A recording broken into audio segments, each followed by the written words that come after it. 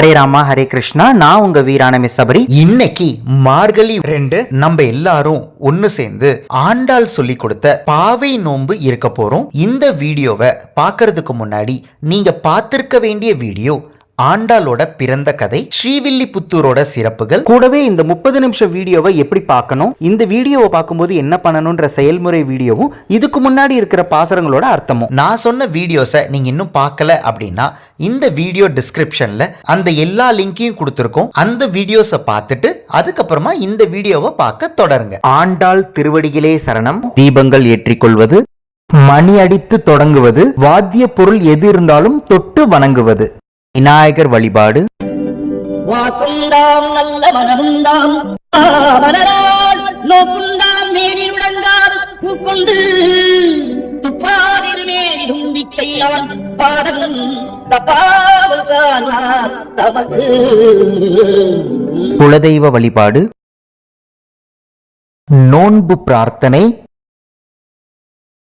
வாமனா போற்றி போற்றி, தாமரை பாதங்களே போற்றி போற்றி, மூன்றடியால் உலகை அளந்த வாமன பொற்பாதம், மூன்றடியால் உலகை அளந்த வாமன பொற்பாதம், பரதன் தன் தலை மேலே வைத்து பாரத நாட்டை ஆண்ட இப்பாதம், பரதன் தன் தலை மேலே வைத்து பாரத நாட்டை ஆண்ட இப்பாதம், ஏழுமலைக்கு நாமும் சென்று மோட்சம் பெற காண்பது நிஜபதம், மூன்றடியால் உலகை அளந்த வாமன பொற்பாதம், வைகுண்டத்தில் ஸ்ரீலக்ஷ்மியின் மடி மீது போற்றும் திவ்ய பாதம், வைகுண்டத்தில் ஸ்ரீலக்ஷ்மியின் மடி மீது போற்றும் திவ்ய பாதம், நிலவண்ண கண்ணன் பிறந்த நாளில் வரைந்து வரவேற்கும் முத்து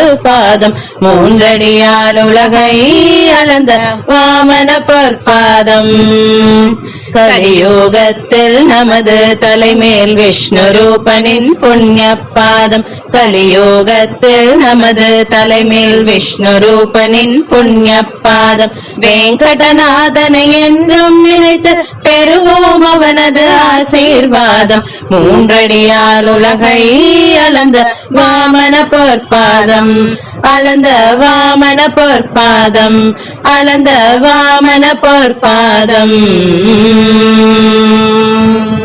பல பல நாமங்கள் வழிபாடு. ஹரே கிருஷ்ண கிருஷ்ண கிருஷ்ண ஹரே ஹரே, ஹரே ராம ராம ராம ஹரே ஹரே. ஸ்வயம்பூ சம்புராதித்யः புஷ்கராக்ஷோ மகாஸ்வனः அநாதிநிதனோ தாதா விதாதா தாதுருத்தமः अप्रमेयो हृषीकेशः पद्मनाभो मरप्रभुः विश्वकर्मा मनुस्त्वष्टा स्थविष्ठस्थविरो ध्रुवः अग्राह्यः शाश्वतः कृष्णो लोहिताक्षः प्रतर्दनः प्रभूतस्त्रिककुब्धाम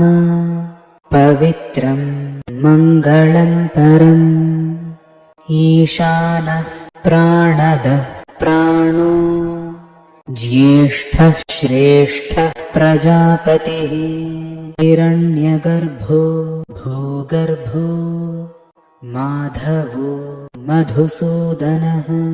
ஸ்ரீராம ராம ராமேதி ரமே ராமே மனோரமே சஹஸ்ரநாம தத்துல்யம் ராம நாம வரானனே. ரெண்டாவது பாசுரத்தை பார்க்க போறோம்.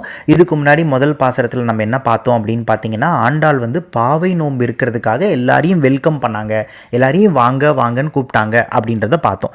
இப்போ ரெண்டாவது நாள் பாசுரம்.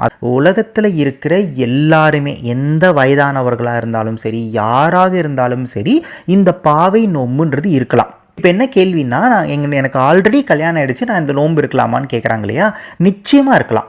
நான் பாவை நோன்பு வந்து ஆண்டாள் சொல்கிற மாதிரி இருந்தால் என்ன ஆகும்னு சொன்னேன் அப்படின்னா, கணவர் வருவார். எப்படி வருவார் அப்படின்னா, கண்ணனோட குணங்களோட, நல்ல குணங்களோட ஒரு கணவர் வருவாருன்னு நான் சொல்லியிருந்தேன் இல்லையா. அப்போது இப்போ வந்து கல்யாணம் ஆன பெண்கள் வந்து இந்த நோன்பு இருக்கும்போது என்ன ஆகும் அப்படின்னு பார்த்தீங்கன்னா, தன்னோட கணவர், இப்போ இருக்கிற கணவர் இருக்கார் இல்லையா, அவரோட குணங்கள் வந்து கண்ணனோட குணங்களாக மாறும். அதுதான் அவர் ஒரு நல்ல குணங்கள். இப்போ எப்படிப்பட்ட குணங்களில் இருப்பாங்கன்னு தெரியாது அவங்க கணவர்கள். ஸோ அவங்களோட குணங்கள் எப்படி மாறும்னா, கண்ணனோட குணம் மாதிரி ஒரு நல்ல குணமாக அவங்க மாறுவாங்க அப்படின்னு. இப்போ சில பேர் சொல்லுவாங்க, இல்லைங்க என்னோட கணவர் வந்து ஆல்ரெடி கண்ணனோட குணம் மாதிரி நல்ல குணத்தோடு இருக்கிறாங்க அப்படின்னு சொல்லுவாங்க இல்லையா. அதுக்கும் என்ன சொல்லலாம் அப்படின்னு பார்த்தீங்கன்னா, அவங்க அப்படியே இருக்காங்க இல்லையா, அவங்க கடைசி வரைக்கும் அந்த குணத்தோடவே இருக்கணுன்றதுக்காக கூட நீங்கள் பாவை நோன்பு இருக்கலாம். இப்போ ஆண்கள், அப்போ நாங்கள்லாம் பாவை நோன்பு இருக்கலாமா அப்படின்னு பார்த்தீங்கன்னா, நிச்சயமாக இருக்கலாம். அந்த ஆண்கள் பாவை நோன்பு இருக்கும்போது என்ன பண்ணுவாங்க அப்படின்னா, அவங்களோட மனைவி வந்து ஆண்டாளோட குணங்களோட மாறுவாங்க. இல்லை இன்னும் கல்யாணமே ஆகலையா, ஆண்டாளோட குணங்களோட அந்த மனைவி வந்து அமைவாங்க. ஆண்டாளோட குணங்கள்லாம் என்ன, நித்தியசூரி, அதாவது வந்து எப்பயுமே கணவனையே நினைத்து கொண்டு இருக்கிற ஒரு மனைவி அமைவாங்க. அதை விட வேற யார், ஏதாவது ஒரு கணவருக்கு சந்தோஷம் இருக்க போதா, அது வந்து எப்படின்னு பார்த்தீங்கன்னா, கணவரோட சந்தோஷத்துக்காகவே வாழ்கிற ஒரு பெண்ணாக அவங்க வந்து ஒரு மனைவி அமைவாங்க. அவங்களுக்கு ஆல்ரெடி கல்யாணம் இருந்தது அப்படின்னா அவங்களோட மனைவி வந்து ஆண்டாளோட குணங்களாக மாற்றிக்கொள்வாங்க. அவங்களுக்கு ஆட்டோமேட்டிக்காக அது வந்து மாறும். இந்த நோம்போட பலன் வந்து அப்படின்றத நம்ம தெரிஞ்சுக்கலாம். அதனால் வந்து இப்போ வந்து நம்ம வந்து 2வது பாசுரத்தை பார்க்கலாம். வையத்து வாழ்வீர்கள் நாமும் நம் பாவைக்கு செய்யும் கிரிசைகள் கேளீரோ, பார்க்கடலுள் பையத் துயன்ற பரமனடி பாடி நெய்யுண்ணோம் பாலுண்ணோம் நாட்காலே நீராடி மையிட்டெழுதோம் மலரிட்டு நாம் முடியோம் செய்யாதன செய்யோம் தீக்குறளை சென்றோதோம் ஐயமும் பிச்சையும் ஆந்தனையும் கை காட்டி உய்யுமாறெண்ணி உகந்தேலோர் எம்பாவாய் அப்படின்றது தான் 2வது பாசுரம். நம்ம ஒவ்வொரு வரியாக பார்ப்போம், ரொம்ப இன்ட்ரெஸ்டாக இருக்க போதுங்க. வையத்து வாழ்வீர்கள் அப்படின்னா, இப்போ பாருங்கள், இப்போ வந்து ஃபார் எக்ஸாம்பிள் ஆண்டாள் கூப்பிட்டு ஒரு 50 பேர், நான் சுமார் எக்ஸாம்பிளுக்கு ஒரு நம்பர் சொல்கிறேன், ஒரு 50 பேர் அங்கே இருக்காங்க அப்படின்னு வச்சுக்கோங்களேன். இப்போ அந்த 50 பேரும் குழந்தைங்களா இருந்தால் என்ன சொல்லுவாங்க, குழந்தைகளே அப்படின்னு சொல்லுவாங்க, கரெக்டுங்களா. இப்போ பெரியவங்களா இருந்தான்னு சொல்லுவாங்க, பெரியவர்களே அப்படின்னு சொல்லுவாங்க. இப்போ வந்து இல்லை வந்து பெண்கள் மட்டும்தான் இருந்தாங்க அப்படின்னா நம்ம என்ன சொல்லுவோம், பெண்களே அப்படின்னு சொல்லி அவங்க வந்து சொல்ல ஆரம்பிக்கலாம். ஆனால் இந்த இடத்துல அவங்க என்ன யூஸ் பண்ணுறாங்கன்னா, வையத்து வாழ்வீர்கள். வையம்னா என்ன, இந்த வையுலகம், இந்த வையகம் அப்படின்னு சொல்லுவோம் இல்லைங்களா. இந்த வையத்து வாழ்வீர்கள்னா அவங்க எல்லாரையும் மீன் பண்ணுறாங்க. நான் கொஞ்சம் நேரத்துக்கு முன்னாடி சொல்லியிருந்தேன் இல்லைங்களா, என்ன சொல்லியிருந்தேன்னா, யார் வேணாலும் எந்த வயசில் இருக்கிறவங்களும் இந்த பாவை நோன்பு இருக்கலாம் அப்படின்னு நான் சொல்லியிருந்தேன் இல்லையா. அதுக்கான சான்று தான் என்ன சொல்கிறாங்க ஆண்டாள்னா, வையத்து வாழ்வீர்கள் அப்படின்னா இந்த வையத்தில் இருக்கிற யாருமே, அங்கே இருக்கிறவங்களுக்கு மட்டும் சொல்லலை, நாளைக்கு இதை வந்து எத்தனையோ பேர் இந்த பாசுரத்தை படிப்பாங்க, அவங்களுக்கும் சேர்த்து இப்போவே சொல்லிடுறேன் அப்படின்னு சொல்லிட்டு பின்னால் நடக்க போகிறதையும் மைண்டில் வச்சுக்கிட்டு ஆண்டாள் என்ன சொல்கிறாங்கன்னா, வையத்து வாழ்வீர்கள் எல்லாரும் கேட்டுக்கோங்க அப்படின்னு சொல்றாங்க. இந்த வையத்தில் இருக்கிற அத்தனை பேருமே, யாரெல்லாம் இந்த வையத்தில் வாழ்ந்துட்டு இருக்கிறாங்களோ எல்லாரும் கேட்டுக்கோங்க அப்படின்னு சொல்றாங்க. என்ன சொல்றாங்கன்னா, நாமும் நம் பாவைக்கு செய்யும் கிரிசைகள் கேளீரோ. இந்த நாமும் நம் பாவைக்குனா நம்ம எல்லாருமே, பாவைக்குனா அந்த பொம்மை நான் சொல்லியிருந்தேன் இல்லைங்களா, அந்த பொம்மைக்கு அந்த பாவை நோன்பு, அது இந்த பொம்மைக்கு செய்கிற அந்த நோன்புக்கு செய்யும் கிரிசைகள் கேளீரோ அப்படின்னா அதுக்கான டூஸ் அண்ட் டோன்ட் சொல்கிறேன், கேட்குறீங்களா. செய்யும் கிரிசைகள் அப்படின்னா எது செய்யலாம் எது செய்யக்கூடாது அப்படின்ற ஒரு விஷயம் இருக்கு இல்லையா. இதில் எது செய்யலாம் எது செய்யக்கூடாதுன்றதெல்லாம் நான் சொல்கிறேன், கேட்குறீங்களா அப்படின்றது. இந்த கேட்குறீங்களா அப்படின்னா எதுக்காக தெரியுமா யூஸ் பண்ணுவாங்க, கிளாஸில் வந்துட்டு திடீர்னு வந்து கிளாஸ் எடுத்துகிட்டு இருக்கும்போது டீச்சர் என்ன தெரியுமா சொல்லுவாங்க, என்ன கேட்குறீங்களா அப்படிம்பாங்க.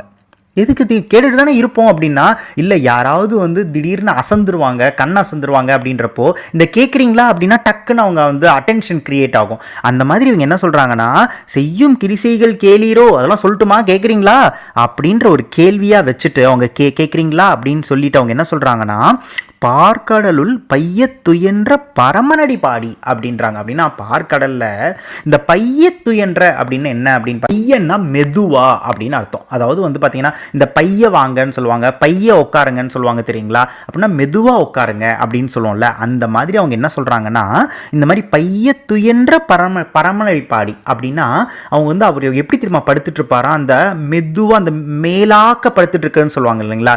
எதுக்காக அந்த மாதிரி மேலாக்க படுத்துட்டு இருக்காரு அப்படின்னு பார்த்தீங்கன்னா, யாராவது கூப்பிட்டா எழுந்தோடி வந்துருவாராம். அந்த மாதிரி வந்து பைய மெதுவாக படுத்துட்டு இருக்காராம். இப்போ நல்ல டீப் ஸ்லீப்பெல்லாம் ஒரு போல அவர் வந்து மெல்ல மெல்ல உறங்கிட்டு இருக்கிறாராம். எதுக்காக அப்படின்னு பார்த்தீங்கன்னா, அந்த பாம்பு மேலே அவர் படுத்துட்டு இருக்கும்போது நான் முதலே சொல்லியிருந்தேன் எதுக்காக கை வந்து அந்த இடத்துல காது கிட்ட வச்சிருக்காரு அப்படின்னு பார்த்தீங்கன்னா, நிறைய பேர் வந்து சும்மா தலையை வந்து இந்த தலகாணி மாதிரி கையை வச்சிருக்காங்க அப்படின்னு சொல்லுவாங்க. அப்படி இல்லையா. எதுக்காக அப்படின்னு பார்த்தீங்கன்னா, யாராவது என்னை கூப்பிடுறாங்களா அப்படின்னு சொல்லிட்டு அந்த காது கிட்ட கையை வச்சிருக்காராம். இதுக்கப்புறம் நீங்க பாருங்க, அந்த படுத்துக்கிட்டு இருக்கிற போஸ்ல வந்து மகாவிஷ்ணு வந்து அந்த காது கிட்ட வைக்கும்போது எப்படி இருக்குன்னா, யாராவது என்னை கூப்பிடுறீங்களா அப்படின்ற மாதிரியே இருப்பாராம். யாராவது கோவிந்தானா ஓடி வந்துருவாராம், நாராயணானா ஓடி வந்துருவாராம். அந்த மாதிரி மேலாக்க படுத்துட்டு இருப்பாராம். அப்போ வந்து இப்போ நம்ம வீட்லேயே வந்து யாராவது ஒருத்தர் படுத்துட்டு இருக்காருன்னா, நம்ம பேசிட்டு இருக்கும்போது அவரை பற்றி பேசும்போது டக்குன்னு கண்ணை திறந்துருவாங்க. என்ன நீங்கள் தூங்கவே இல்லையா அப்படின்னா, தூங்கிட்டு தான் இருந்தேன், ஆனால் இதோ என்னை பற்றி பேசுகிற மாதிரி இருந்துச்சுன்னு இருப்பாங்க. அப்படின்னா மேலாக்க தூங்குறதுன்னு அர்த்தம்ல. அந்த மாதிரி அவர் வந்து பையத்து என்ற அவர் வந்து ரொம்ப மேலாக்க படுத்துக்கிட்டு இருக்காராம். அவர் மேலாக்க படுத்துக்கிட்டு இருக்கிற அந்த பார்க்கடலில் படுத்துட்டு இருக்கிற அவரோட பரமனடி பாடி அடிப்பாடி. அடினா என்ன சொல்லுவோம், பாதம் தான் சொல்லுவாங்களா, அடி மேல் அடி வைத்துலாம் சொல்லுவாங்க இல்லைங்களா. அந்த பாதங்கள், அந்த திருப்பாதங்கள், நம்ம லோட்டஸ் ஃபீட்டுன்னு நம்ம சொல்லியிருந்தோம், தாமரை பாதங்கள் அப்படின்னு சொல்லியிருந்தோம் இல்லைங்களா. அந்த பாதங்களை பாடுங்க அப்படின்னு சொல்றாங்க. First two. இப்போ வந்து இந்த ரெண்டாவது பாசுரமே என்னன்னா, எது செய்யணும் எது செய்யக்கூடாது, அதான் வந்து செய்யும் கிரிசைகள் கேளீரோ அப்படின்னாங்க இல்லையா. அதில் என்ன செய்யணும் அப்படின்னு சொல்றாங்கன்னா, அவங்க பாதங்களை பாடுங்க அப்படின்னு சொல்றாங்க. இதான் ஃபர்ஸ்ட் டூ. இதை செய்யுங்க, பாடுங்க அப்படின்னு சொல்றாரு. இதுதான் வந்து நம்ம வந்து முதல்ல என்ன சொல்றோம், இந்த பாவை நோம்போட ஃபர்ஸ்ட் கண்டிஷன் என்ன சொல்றாங்கன்னா, அந்த திருப்பாதங்களை பத்தி பாடுங்க அப்படின்னு சொல்றாங்க. அடுத்து என்ன சொல்றாருன்னா, நெய்யுண்ணோம் பாலுண்ணோம் நாட்காலே நீராடி. இந்த நெய்யுண்ணோம் பாலுண்ணோம்னா என்ன சொல்றாங்கன்னா, நெய்யை சாப்பிடாதீங்க அப்படின்றாங்க. இந்த நோன்பு இருக்கும்போது நெய்யை சாப்பிடாதீங்க, நெய்யுண்ணோம் நெய்யை சாப்பிடாதீங்க, பாலுண்ணோம் அதுவும் சாப்பிடாதீங்க அப்படின்றாங்க. இப்போ நம்ம இந்த நெய் பாலெல்லாம் நம்ம எப்படி சாப்பிடுவோம், இப்போ பாலை வந்து அருந்துவோம்னு சொல்லுவாங்க ஓகேங்களா. நெய் வந்து என்ன பண்ணுவாங்க அப்படின்னு பார்த்தீங்கன்னா, நெய்யை வந்து நக்கி கூட சாப்பிடுவாங்க இல்லையா, இல்லை கொஞ்சமாக எடுத்து சாப்பிடுவாங்க. நெய் இது வந்து எப்படி சாப்பிடுவாங்க சொல்ல மாட்டாங்க, அது ஒரு மாதிரி இப்போ பால்னா குடிக்கிறதுன்னு தானே சொல்லுவாங்க, அந்த மாதிரி தானே. இப்போ நெய் என்ன அப்படி சாப்பிடுவோமா, நெய்னா அப்படி சாப்பிடுவோமா, அந்த மாதிரி செய்ய மாட்டோம். ஆனால் அவங்க என்ன சொல்கிறாங்கன்னா, நெய் உண்ணோம் பால் உண்ணோம்னு எதுக்கு சொல்கிறாங்க அப்படின்னா, இதெல்லாம் கண்ணன் பண்ணியிருக்காரு. கண்ணன் வந்து நெய்யை வந்து நம்ம சாப்பிட்ற மாதிரிலாம் சாப்பிட மாட்டார். அவர் வெண்ணெய் எப்படி சாப்பிடுவார் நம்மளுக்கு தெரியும் இல்லையா, அப்படியே எடுத்து லபக்கு தான். ஸோ அப்படின்னா அவர் என்ன சொல்கிறாருன்னா, அந்த கண்ணனுக்கு ரொம்ப பிடிச்ச விஷயம் என்ன அப்படின்னா நெய்யும் பாலும். அந்த ரெண்டும் உனக்காக இந்த மாசத்துல நாங்கள் சாப்பிட மாட்டோம், நாங்கள் சேர்த்திக்க மாட்டோம் அப்படின்னு சொல்றதுக்காக தான் நீ நெய் உண்ணுவ, நீ பால் உண்ணுவ, அதை நாங்கள் சாப்பிடாம இருக்கோம் அப்படின்ற விஷயம்தான். அதாவது எதுக்காகன்னா, நம்ம கண்ணனுக்காக விட்டு கொடுக்குறோம், கண்ணனுக்காக ஒரு மாதம் அதை செய்யாமல் இருக்கிறோம், கண்ணனுக்காக அதை தவிர்க்கிறோம் அப்படின்றதுக்கான காரணம் தான். இப்போ ஒரு கேள்வி வரும், என்ன அப்படின்னு பார்த்தீங்கன்னா, ஏங்க அவன் வந்து வெண்ணெய் சாப்பிட்ட மாதிரி தான் நான் வந்து கேள்விப்பட்டிருக்கேன், இந்த நெய் பாலெல்லாம் பெருசாக சாப்பிட்ட மாதிரி தெரியலையே, அந்த மாதிரி நம்ம ஒன்றும் படிக்கலையே அப்படின்னு பார்த்தீங்கன்னா, அவங்க என்ன தெரியுமா சொல்லிட்டாங்க, பாலில் ஆரம்பிச்சு நெய் வரைக்கும். அப்படின்னா என்ன, தயிரும் சாப்பிடக்கூடாது, தயிருக்கு அப்புறம் என்ன ஆகும், வெண்ணெய் வரும், வெண்ணையும் சாப்பிடக்கூடாது, நெய்யும் சாப்பிடக்கூடாது. அப்போ பால், தயிர், மோர், வெண்ணெய், நெய் எதையுமே சாப்பிடக்கூடாது. அப்படின்னா நெய் உண்ணோம் பால் உண்ணோம்னா நெய்யும் பால் மட்டும்தானா? அவங்க ஆரம்பத்திலேருந்து எண்டு வரைக்கும் சொல்லிட்டாங்க, பாலிலிருந்து நெய் வரைக்கும் இதெல்லாம் சாப்பிடாதீங்க அப்படின்னு சொல்லிட்டாங்க. அப்போ அதில் தான் வெண்ணெய் வருது. அந்த வெண்ணெய் தான் கிருஷ்ணர் எப்படி சாப்பிடுவாருன்னு நம்ம எல்லாருக்குமே தெரியும் இல்லையா. ஸோ அவங்க என்ன சொல்கிறாங்கன்னா, நெய்யுண்ணோம் பால் உண்ணோம் இதெல்லாம் நாங்கள் சாப்பிட மாட்டோம், இதெல்லாம் நாங்கள் சாப்பிட வேண்டாம், இதெல்லாம் சாப்பிடாதீங்க அப்படின்னு ஆண்டாள் சொல்கிறாங்க. இந்த நோன்பு இருக்கும்போது இதெல்லாம் சாப்பிடாதீங்க அப்படின்னு சொல்கிறாங்க. நாட்காலே நீராடி, நாட்காலே நீராடினா சீக்கிரமே எழுந்து குளிச்சிருங்க, காலையிலேயே குளிச்சிருங்க அப்படின்னு சொல்கிறாங்க. நாட்காலே நீராடி, இந்த மாதம் எப்பயுமே காலையில் தான் குளிக்கணும். பர்டிகுலராக அவங்க என்ன சொல்கிறாங்கன்னா, இந்த மாதம் மார்கழி மாதம் காலையிலேயே குளிச்சிருங்க அப்படின்னு சொல்கிறாங்க. இது டூ. அப்போ ஃபஸ்ட்டு வந்து பரமனடி பாடி அப்படின்னு சொல்கிறது டூ, அதுக்கப்புறம் நெய்யுண்ணோம் பாலுண்ணோம்ன்றது டோன்ட், அதுக்கப்புறம் நாட்காலே நீராடி அப்படின்னா காலையிலே குளிச்சிருங்க, இது டூ. அடுத்தது என்ன சொல்கிறாங்க அப்படின்னா, மையிட்டு எழுதும் அப்படின்னா, இந்த மையிட்டு எழுதோம் அப்படின்னா என்ன சொல்லுவாங்க தெரியுங்களா, இந்த மைனா கண்ணுக்கு வந்து மையிடுறது இல்லையா, அது பாருங்க மையிட்டு எழுதோம்ன்றாங்க. எழுதுறதா அது எழுதுறதா, அது வரைகிறதுன்னு தானே சொல்லுவாங்க, எழுதுறது. ஏன் அப்படின்னா நம்ம அதை பாருங்க, இப்பவும் கூட அது ஐப்ரோ பென்சில் தான் சொல்லுவோம், அது எழுதுறது பென்சில் அப்படின்னு தான் நம்ம சொல்லுவோம். அதை இவங்க சொல்றாங்கன்னா மையிட்டு எழுதோம், மையெல்லாம் வச்சுக்க மாட்டேன், வச்சுக்காதீங்கன்னு சொல்றாங்க, அந்த மையெல்லாம் வச்சுக்காதீங்க அப்படின்னு சொல்றாங்க. ஏங்க மையெல்லாம் ஏன் வச்சுக்க கூடாது அப்படின்னு பார்த்தீங்கன்னா, நீங்க அழகா அலங்கரிச்சிக்காதீங்க அப்படின்றதுக்கான அர்த்தம் அது. அது என்ன அப்படின்னு பார்த்தீங்கன்னா, நம்ம அழகாக அலங்கரிச்சுக்கிட்டா நம்ம எண்ணம் என்ன தெரியுமா ஆகும்? மை நம்ம வைக்கும்போது நம்ம எதுக்கு முன்னாடி நின்று வச்சுப்போம்? அப்படியே நம்ம ஹாலில் உட்காந்துட்டு வச்சுப்போமா? கண்ணாடி முன்னாடி போய் நிற்போம் இல்லைங்களா? அப்போ நம்ம என்ன பண்ணுவோம்? நம்மளையே நம்ம ரசிக்க ஆரம்பிப்போம். நம்ம அழகாக இருக்கோமா அப்படின்னு பார்ப்போம்ல. அந்த மாதிரிலாம் பார்க்காதீங்க. நம்மளோட எண்ணம் எல்லாமே எப்படி இருக்கணும்? கண்ணனை மேலே இருக்கணும் அப்படின்னு சொல்கிறாங்க. அதாவது கடவுளை மேலே இருக்கணும். நம்மளோட நோக்கத்து மேலே இருக்கணும். அதனால் மையிட்டு எழுதும். நான் ஐப்ரோலாம் கண்ணுக்கு மையெல்லாம் வச்சுக்க மாட்டேன், வச்சுக்காதீங்க அப்படின்னு சொல்கிறாங்க. அடுத்து என்ன சொல்கிறாங்கன்னா, மலரிட்டு நான் முடியும், நான் அந்த பூவெல்லாம் அலங்கரிச்சிக்க மாட்டேன் அப்படின்னு சொல்கிறாங்க. இதெல்லாம் எதுக்காகன்னா தன்னை அலங்கரிச்சிக்க மாட்டேன் அப்படின்ட்டு தான். இப்போ உடனே நம்ம இவங்க கண்மை தான் வச்சுக்க கூடாதுன்னு சொன்னாங்க. அடுத்து பார்த்தீங்கன்னா மலர் தான் பூ தான் தலையில் வச்சுக்கூடாதுன்னு சொல்கிறாங்க. நான் ஆர்டிஃபிஷியல் ஃப்ளவர் வச்சுக்கலாம், இல்லை கிளிப்பு வெரைட்டியாக வச்சுக்கலாம். அதுக்கப்புறம் நம்ம பவுட்ரு பூசிக்கலாம், ஸ்னோ பூசிக்கலாம். அதெல்லாம் அவங்க சொல்லலையே. ஸ்னோ போட்டுக்க மாட்டேன், இதெல்லாம் அதில் போடலையே அப்படின்னா அது இல்லை. மெயினாக இதோட அர்த்தம் என்ன அப்படின்னு பார்த்தீங்கன்னா, நான் என்ன அலங்கரிச்சுக்க மாட்டேன் அப்படின்னு சொல்கிறாங்க. அடுத்து என்னன்னா, செய்யாதன செய்யும். இது என்ன செய்யாதன செய்யும் அப்படின்னா, எல்லாத்தையும் சொல்லிட்டு இருக்க முடியுமா? 30 நாள் 30 பாசரம் தான் கொடுக்க முடியும் இல்லையா ஆண்டாள். அதனால் என்ன சொல்கிறாங்கன்னா, ஒரே லைனில் சொல்லிட்டாங்க. என்னன்னா, எதெல்லாம் செய்யக்கூடாதோ அதெல்லாம் செய்ய மாட்டோம். இதெல்லாம் செய்யக்கூடாது, என்ன தெரியலையே, எதெல்லாம் செய்யக்கூடாது? இப்போ திருடக்கூடாது, கொலை பண்ணக்கூடாது அப்படின்னா அதெல்லாம் செய்ய மாட்டோம். அதெல்லாம் செய்யாதீங்க அப்படின்றாங்க. இதெல்லாம் செய்யாதீங்கப்பா அப்படின்றாங்க. ஒன்றா சொல்லிட்டு இருக்க முடியுமா? என்னென்ன செய்யக்கூடாது அப்படின்னு பார்த்தீங்கன்னா, நீங்கள் என்ன பண்ணணும்? ஒருத்தர் காலால் எட்டி உதைக்கக்கூடாது, நீங்கள் கோவப்படக்கூடாது. இதெல்லாம் ஒன்றுன்னா எவ்வளோ சொல்கிறது? நம்ம அவ்வளோலாம் சொல்ல முடியாது இல்லையா? அவங்க என்ன சொல்கிறாங்கன்னா, செய்யாதன செய்யும். இதெல்லாம் உங்களுக்கே தெரியும்ப்பா, எதெல்லாம் செய்யக்கூடாதோ அதெல்லாம் செய்யாதீங்க அப்படின்னு ஒத்த வார்த்தையில் முடிச்சுட்டாங்க. அடுத்து என்ன சொல்கிறாங்கன்னா, தீக்குறளை சென்றோதும். இது என்னங்க தீக்குறளை சென்றோதும்னா, பிறரை பற்றி தவறாக பேசுறது, பிறரை பற்றி தப்பாக பேசுறது. தீக்குறள், அந்த தீக்குறள்ன்றது இருக்குல்ல, இன்னொருத்தர் இந்த ஒரு கடுஞ்சொல் சொல்கிறதோ இல்லை மற்றவங்கள பற்றி புறம் பேசுகிறதோ, அதெல்லாம் சென்றோதோம்னா, நம்ம வீட்டுக்கு யாராவது வந்தாலும் அவங்கக்கிட்ட நான் பேச மாட்டேன், வேற ஒருத்தர் வீட்டுக்கு நம்ம போனாலும் அங்கேயும் அதை சென்றோதோம்னா நான் பொய்யும் பேச மாட்டேன், நான் அந்த இடத்துக்கு பொய்யும் அதை செய்ய மாட்டேன். இப்போ பாருங்கள், வசதியாக போயிடுச்சு. ஒரு ஃபோன் ஒன்று வந்துருச்சு. நீங்கள் பொய்யும் பேச தேவையில்லை, வந்தவங்ககிட்டையும் பேச தேவையில்லை, இருந்த இருந்தே போன்ல பேசலாம்ல. அதுவும் செய்யக்கூடாது. அதெல்லாம் எப்படி அப்படின்னா, அதான் முன்னாடியே சொல்லிட்டாங்க, செய்யாதன செய்யும். நீ அதை எப்பயுமே செய்யக்கூடாதுப்பா, அதெல்லாம் செய்யக்கூடாது தான்.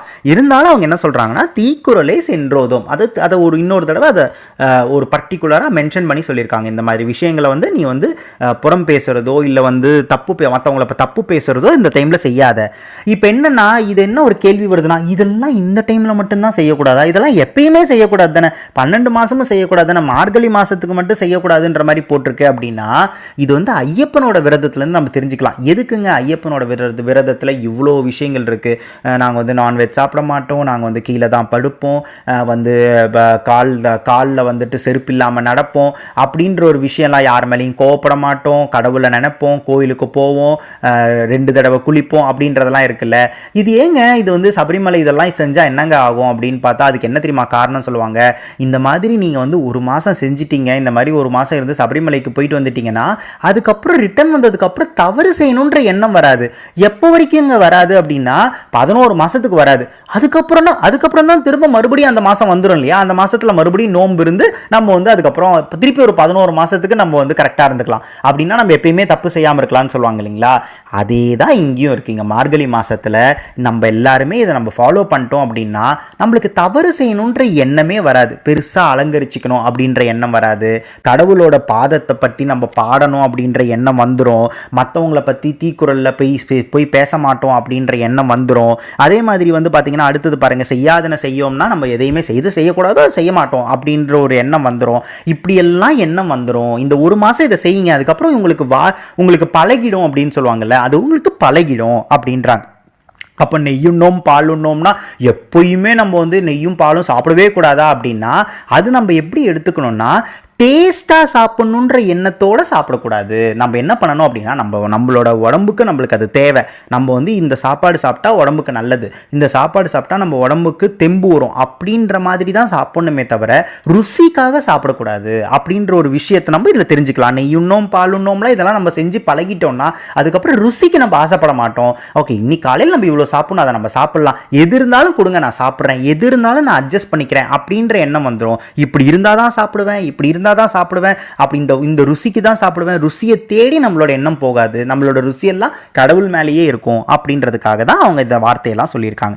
அடுத்தது பார்த்தீங்கன்னா ஐயமும் பிச்சையும் ஆந்தனையும் கை காட்டி அப்படின்றாங்க இல்லையா. ஐயமும் பிச்சையும்னா இதுக்கு என்ன வந்து இது சொல்கிறாங்க, ஒரு அர்த்தம் சொல்கிறாங்க அப்படின்னு பார்த்தீங்கன்னா, ஐயமும் பிச்சையும்னா, ஐயமும்னா கடவுளுக்கு நேரடியாக செய்கிறது. ஐயமும் அப்படின்னா ஐயனே அப்படின்னு சொல்லுவோம் இல்லைங்களா, அந்த மாதிரி வந்து ஐயமும்னா கடவுளுக்கு நேரடியாக நம்ம வந்து ஒரு என்ன சொல்கிறது, ஒரு டொனேஷன் கொடுக்கறது, கோயிலுக்கு டொனேஷன் கொடுக்கறது, அந்த மாதிரிலாம் சொல்லுவாங்களா, அந்த மாதிரி கோயிலுக்கு செய்கிறது, இறைவனுக்கு செய்கிறது, அபிஷேகம் பண்ணுறது அப்படின்னா ஐயமும், அந்த ஸ்ட்ரெயிட்டாக ஐயனுக்கு செய்கிறது. ரெண்டாவது வந்து பிச்சையும் அப்படின்னா இல்லாதவங்களுக்கு செய்கிறது, இல்லாதவங்களுக்கு தானமாக நம்ம கொடுக்கறது செய்கிறதெல்லாம் இருக்கு இல்லைங்களா, அவங்களுக்கு நம்ம செய்கிறது வந்து நம்ம பிச்சையும் அப்படின்ற அர்த்தத்தில் எடுத்துக்கலாம். இந்த ஆந்தனையும் கை காட்டிக்கு பல அர்த்தங்கள் எடுத்துக்கலாங்க.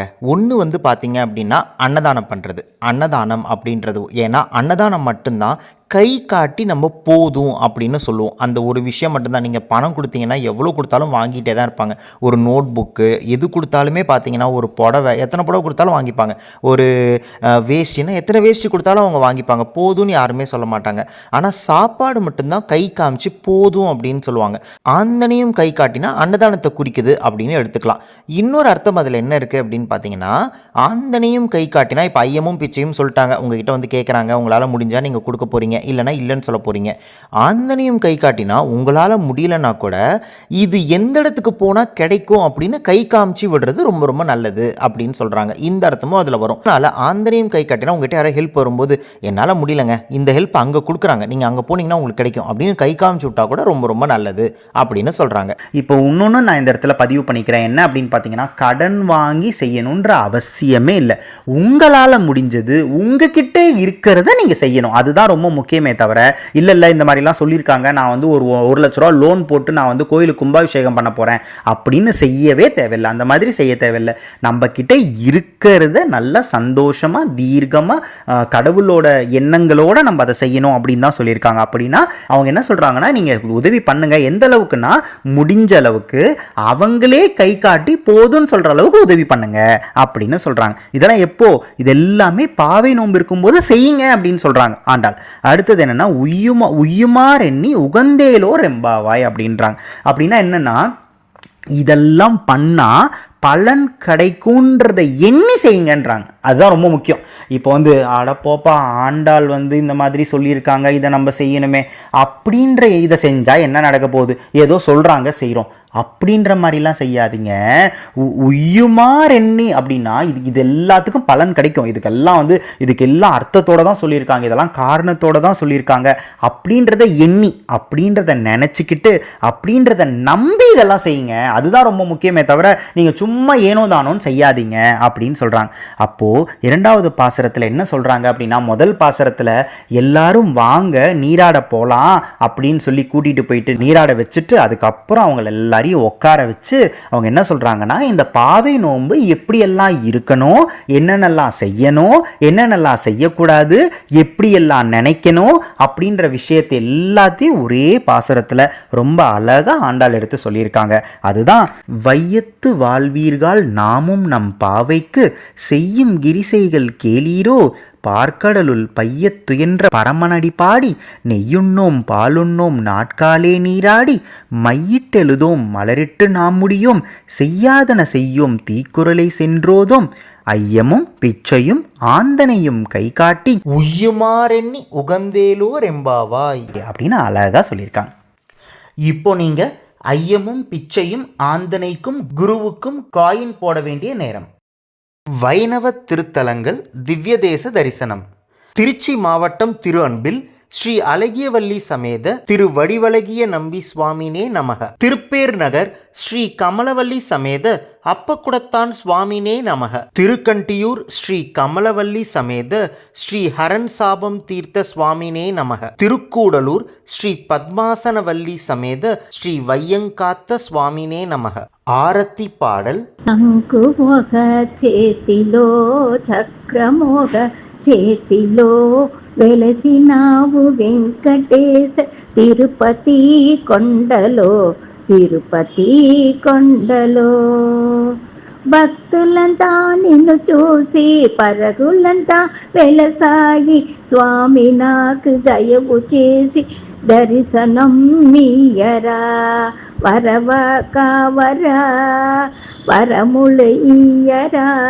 இன்னைக்கு பாசுரத்தில் எந்த மாதிரி ஒரு ஆன்மீக உணர்வை நீங்கள் உணர்ந்தீங்க அப்படின்றத இந்த வீடியோவோட கமெண்ட்லேயோ இல்லை எங்களுக்கு வாட்ஸ்அப்லேயோ கண்டிப்பாக பதிவிடுங்க. ஆண்டாள் திருவடிகளே சரணம். ஹரே ராமா ஹரே கிருஷ்ணா.